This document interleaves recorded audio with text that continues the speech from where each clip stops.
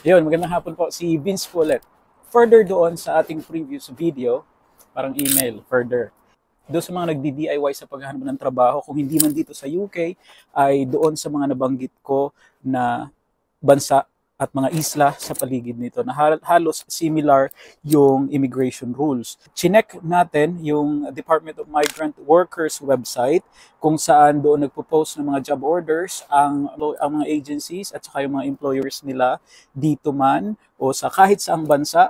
Makikita po ninyo dito, sinearch ko yung Scotland, Ireland, Jersey, Guernsey, maraming mga job orders na available at the moment. Ang pwede po natin gawin, ang pwede po ninyong gawin is i-try po ninyo na i-contact ang mga agencies na ito o yung kanilang mga representative sa Pilipinas and ask if these jobs are still available. So malay nyo, yung inyong skills, qualification, and experience, katulad ng lagi kong sinasabi, is appropriate para sa mga jobs na ito.